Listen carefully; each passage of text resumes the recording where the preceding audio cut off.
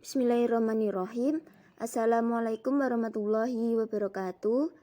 Di sini saya selaku perwakilan dari kelompok 3 akan menyampaikan materi kami yang berjudul Pendidikan Islam Masa Dinasti Saljuk.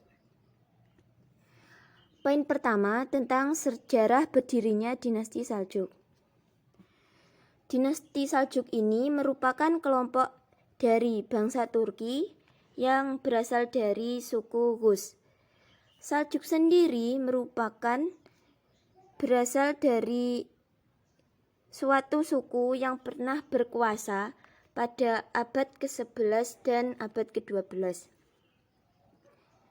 Nenek moyang dari dinasti Saljuk ini bernama Saljuk Ibnu Tukon.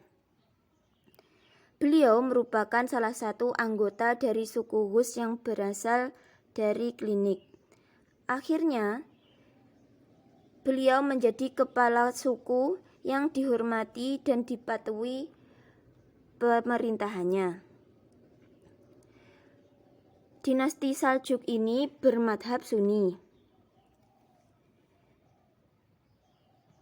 Saljuk Ibnu Tukon mengabdi kepada raja yang berasal dari daerah Turkoman yang meliputi wilayah sekitar Laut Arab dan Laut Kaspia.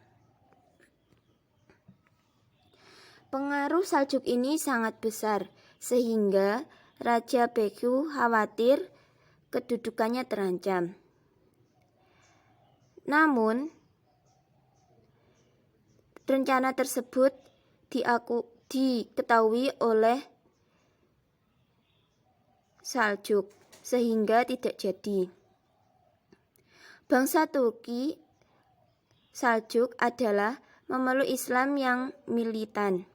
Masyarakat Turki Saljuk memeluk Islam diperkirakan sejauh sebelum mereka memasuki daerah Jadun.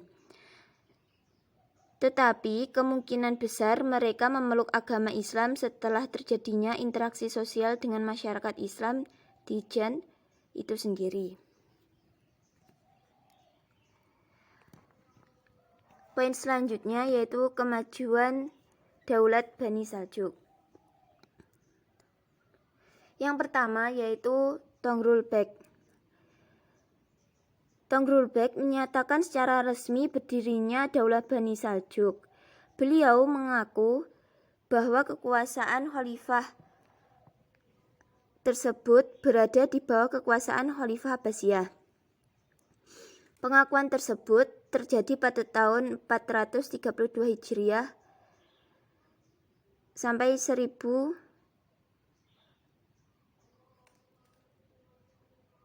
Masehi. Kemudian mereka meneruskan serangan ke Iran dan daerah sekitarnya sampai terbuka pintu bagi jatuhnya negara Persia Islam di dalam kekuasaan Bani Saljuk.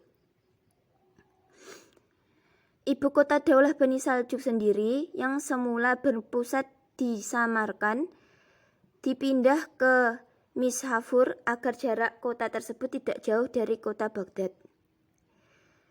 Setelah situasi di dalam negeri aman, 10 tahun kemudian mereka mengarahkan perang suci negara-negara Nasrani dan berhasil merebut Anatoli serta menguasai Armenia.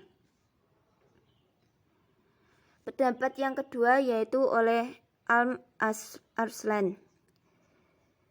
Setelah Toghrul Bek meninggal pada tahun 455 Hijriah atau 1063 Masehi, maka yang tampil untuk menggantikannya adalah keponakannya yaitu Al-Arslan. Tantangan-tantangan yang dihadapi oleh Al-Arslan pada masa pemerintahannya juga cukup banyak, di antaranya tantangan dari saudaranya sendiri, lalu tantangan saingan dari sesepuhnya atau Kutrums, lalu pemerintahan Al-Ars walaupun sangat singkat namun penuh dengan perbuatan yang agung. Yang selanjutnya yaitu pendapat dari Malik Shah. Malik Syah memutuskan perhatiannya kepada peperangan militer yang sudah dijalankan oleh mendiang ayahnya. Dia sangat membantu sekali dalam pengembangan kebudayaan Islam. Dia menggali terus-terusan, membangun jembatan-jembatan dan membentengi kota-kota. Malik Khan sendiri juga mendirikan Baghdad atau Hanafid School yang diambil namanya dari nama seorang teologi muslim terkemuka, yaitu Abu Hanifah, pendiri dari salah satu 4 madhab Sunni. Poin selanjutnya yaitu perkembangan keilmuan pada masa dinasti Saljuk.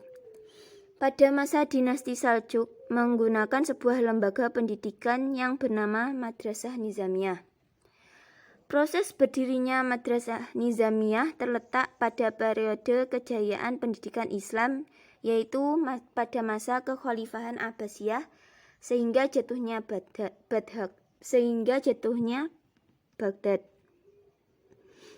Pada awalnya, sebelum berdirinya sebuah madrasah, kaum muslimin telah mengenal beberapa lembaga pendidikan seperti kutab, masjid, masjid khan, dan lain-lain. Lalu dalam mendirikan Madrasah Nizamiyah mempunyai banyak latar belakang yang menjadi faktor utama. Faktor-faktor utama dalam pembangunan Madrasah Nizamiyah. Yang pertama yaitu faktor pendidikan Madrasah Nizamiyah. Pada faktor ini, dinasti Saljuk merupakan sebuah dinasti yang baru membangun pondasi kejayaan yang sangat paham akan peranan pendidikan yang sangat penting. Masyarakat yang baru saja lepas dari masa pemerintahan dinasti Buwayhi yang Syiah, mereka membutuhkan sentuhan pendidikan yang memadai karena pendidikan merupakan kebutuhan pokok bagi masyarakat.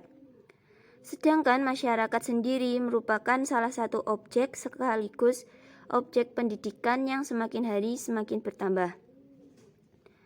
Oleh sebab itu, pada faktor pendidikan madrasah ini sangat menuntut sebuah pendidikan, penyebab meningkatnya dinamika dan kebutuhan sebuah pendidikan.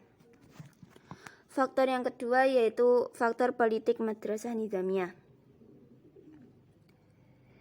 Sebagai sebuah dinasti Islam, dinasti Saljuk menganut faham Asy'ariyah. Oleh karena itu, Madrasah Nizamiyah tersebut memiliki misi penting. Misi yang pertama yaitu menyebarkan ajaran Sunni ke dalam masyarakat dalam rangka membendung paham Syiah pada saat itu menjadi lawan politik yang kuat bagi dinasti Saljuk. Misi yang kedua menyiapkan para guru-guru Sunni yang siap didistribusikan ke seluruh wilayah kekuasaan dinasti Saljuk. Lalu faktor yang selanjutnya yaitu kurikulum Madrasah Nizamiyah. Menurut pendapat dari Hasan Asy'ari bahwa ilmu yang diajarkan pada Madrasah Nizamiyah terdiri dari beberapa ilmu-ilmu keagamaan. Yang pertama yaitu mengajarkan Al-Quran, hadis, tafsir, fikih, usul fikih, kalam, dan lain-lain. Faktor yang terakhir yaitu ada beberapa tokoh-tokoh atau guru-guru pada Madrasah Nizamiyah. Yang pertama yaitu Abi Ishaq Al-Shirazi, yang kedua Abu Nars Al-Saubat, yang ketiga Abu Qasim Al-Alawi, yang keempat Abu Abdullah Al-Tabari,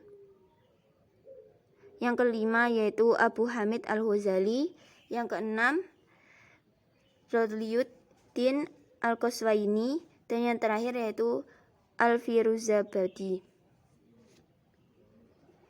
Sekian presentasi dari kelompok kami. Apabila ada yang kurang jelas atau ada yang mau menambahi dari materi kelompok kami atau ada yang masih belum jelas dan ingin dipertanyakan, dipersilahkan.